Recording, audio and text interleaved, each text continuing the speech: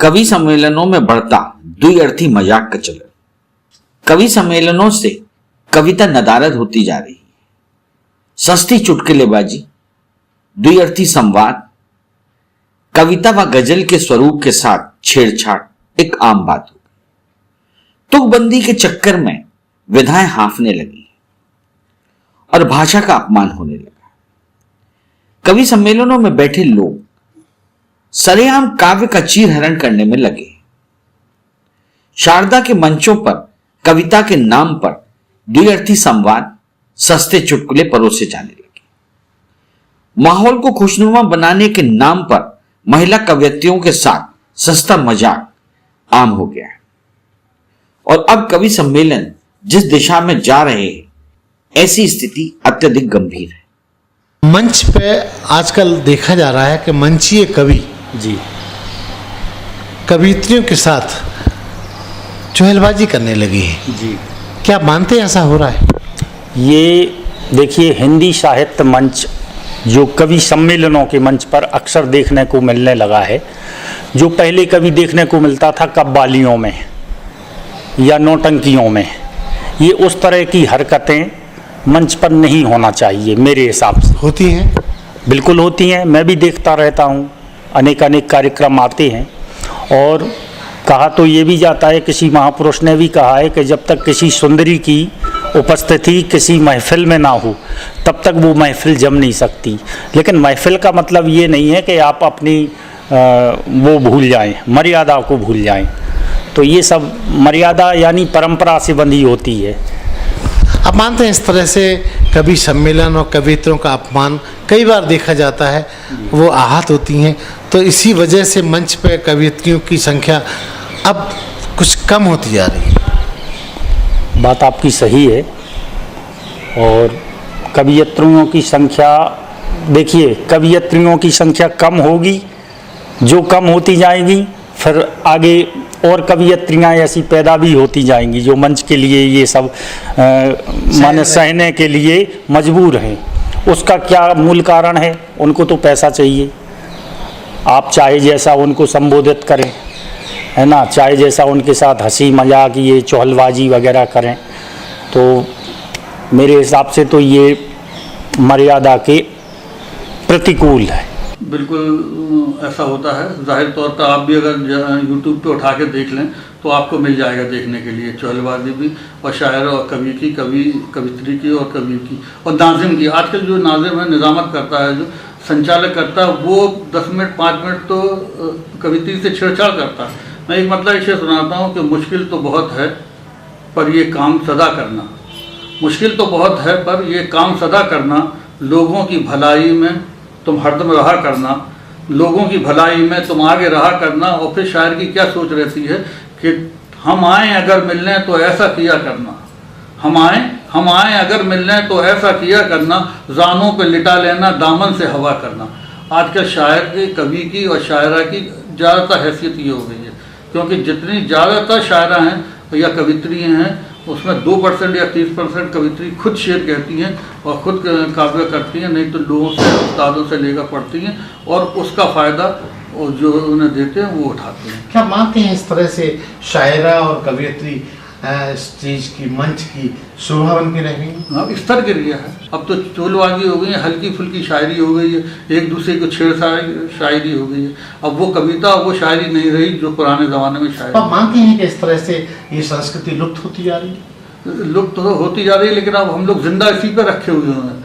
आप ये देखिए कि अदब तो मर चुका है, शायरी हो, कविता हो, और शायरी कविता जो होना है वो हो चुकी, इसी में ज़िंदा रह के इसी में से निकाल के हम लोग आगे कर रहे हैं। अगर हम लोग ये भी करना छोड़ दें, अगर ये मुशायरे बंद हो जाए, कवि सम्मेलन बंद हो जाए, तो साहित्य समझ लीजिए ख़त्म हो गया।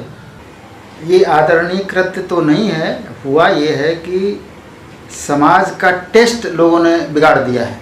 अब रचनाकार की बहुत बड़ी जिम्मेवारी होती है, वो जैसा परोसेगा वैसे ही लोगों को मिलेगा, तो उसी हिसाब से अपना लोग मूड बनाते हैं।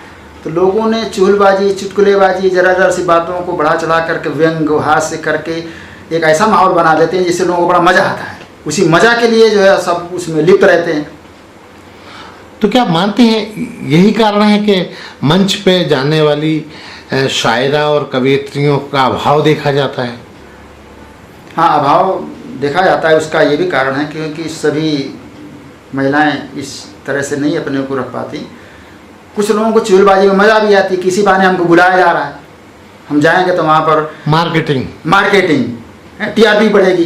तो इस तरह का वो बड़ा गड़बड़ हुआ है, ऐसा नहीं होना चाहिए। रचनाकार का एक अपना धर्म होता है, तो श्रोता भी उसी तरह का मिलने, अगर वैसा ही लिखा जाए तो श्रोता वैसा मिलने लगे। और चूँकि वो गड़बड़ ज़्यादा लिखा जा रहा है तो उसी तरह से परोसा जा रहा है, तो उसी उनको चटका में लेकर मज़ा ले रहे हैं। जो चुगलबाजी और इसको औचित्यपूर्ण तो नहीं माना जाता है, लेकिन ये मंच का एक अंग जरूर बन गए हैं। क्योंकि वहाँ पर जनता एक तरह की नहीं होती है, वहाँ जनता अपना मनोरंजन करने के लिए आती है। तो वो मनोरंजन सस्ता भी हो सकता है, बौद्धिक भी हो सकता है, सब तरह का हो सकता है। लेकिन तो उसमें कुछ प्री प्लान्ड, मतलब इस तरह के कवियों और कवियत्रियों में आपस में प्री प्लान्ड भी कुछ ऐसा होता है कि ये जुमला मैं कहूँगा तो फिर आप इसका ये जवाब देंगे या ये जवाब। अच्छा, ये सब प्रायोजित भी होता है? हाँ, ये प्रायोजित भी होता है कि कार्यक्रम को सफल बनाने के लिए, लोगों को हंसाने के लिए और लोगों को मतलब है कि एक उसी त्वरित मतलब कहना चाहिए मनोरंजन देने के लिए इस तरह का। तो क्या इसको ये भी माना जाए कि मंच पे पहुंचने वाली जो कवियत्रियां हैं, उनको मॉडल के रूप में इस्तेमाल किया जाता है? हाँ, ये थोड़ा सा आपका प्रश्न ज़रा गंभीर है कि इसमें देखिए सहमति दोनों की होती है, मतलब है ना।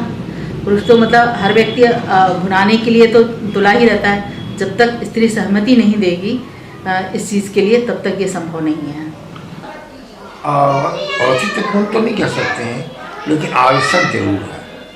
आवश्यक इसलिए है कि जो श्रोता है वो हर वर्ग से आते हैं और उनका एक उद्देश्य होता है कि वो दुखी हैं, घर से ही दुखी आए हैं, तो यहाँ हंसें, मनोरंजन हो।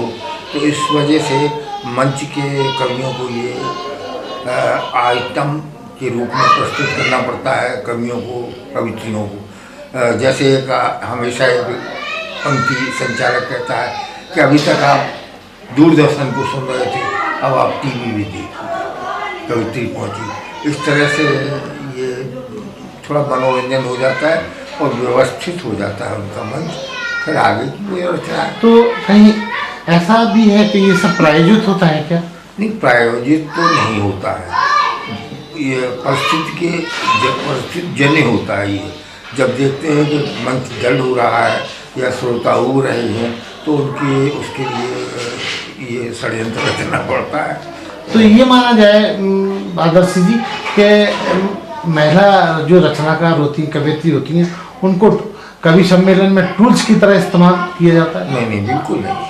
कवित्री बहुत समाज की इतनी महान सेविका है, साहित्य की सेविका है कि उनकी रचनाएं बहुत ही पुरुष कवियों से ज़्यादा महत्वपूर्ण होती हैं और वो हमारे देश की, भारत की कवित्री, हमारी बहनें बहुत अच्छा पढ़ रही हैं। दरअसल साहित्य समाज का निगहबान होता है, समाज को दिशा देने वाला होता है। समाज में मानवीय गुणों का उद्घोष करने वाले, मानवीय गुणों का पल्लवन करने वाला, मानवीय गुणों को पोषित करने वाला, समाज को दिशा देने वाला और समाज को नैतिक रास्ते पर ले जाने वाला होता है। तो जब जिन लोगों के हाथ में ये बागडोर होती है वही इस तरह के चीज़ों पे आ जाएंगे, इस तरह के निचले स्तर पर आ जाएंगे, तो हम समाज को क्या दिशा देंगे? कई लेखकों से, कवियों से, मंची कवियों से मेरी बात हुई है, उनका ये कहना है कि ये सब इसलिए प्रायोजित होता है क्योंकि दर्शकों को ये पसंद होता है। हाँ, ऐसा हो रहा, क्योंकि भी देखिए साहित्य जो है, अगर हम कहें तो साहित्य आम लोग की जरूर चीज़ तो है नहीं। साहित्य क्या, मैंने क्या कहा, साहित्य आपको मानसिक रूप से प्रबुद्ध बनाता है। तो जब समाज में प्रबुद्ध लोग कम हो जाएंगे तो साहित्य की मांग भी कम हो जाएगी, साहित्य को पढ़ने वाले कम हो जाएंगे, साहित्य की प्रासंगिकता घटती चली जाएगी। राजनीति को ये सूट करता है, क्योंकि समाज को जितना ज़्यादा आप साहित्य से दूर रखो, संवेदनाओं से दूर रखो, उतना ही समाज को आप विघटित और अपने लिए इस्तेमाल कर सकते हैं।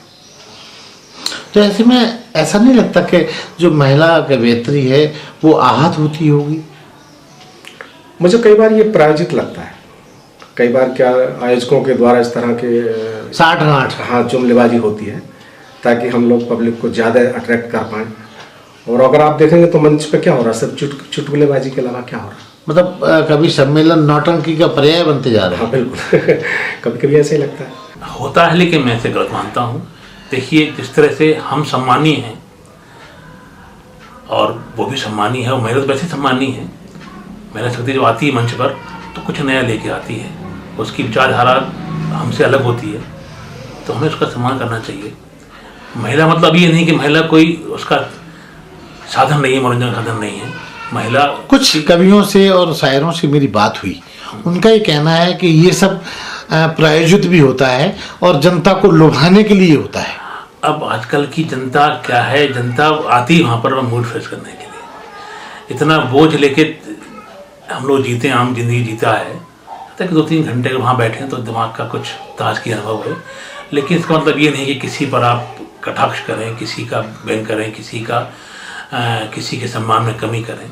मैं इसके खिलाफ हूँ। कुछ लोगों ने ये भी बोला, कवियों शायरों ने, कि महिलाएं जो शायरा हैं या जो कवियत्रियां हैं उनको भी ये पहल अच्छी लगती है। क्या आप मानते हैं शायद? मैं सबके लिए नहीं होता, कुछ होते होंगे ऐसे। मैं होते हैं। हर विषय में एक अपवाद हो सकता है, इस कुछ अपवाद हों, लेकिन हर महिला या हर कवित्री, हर शायरा ऐसा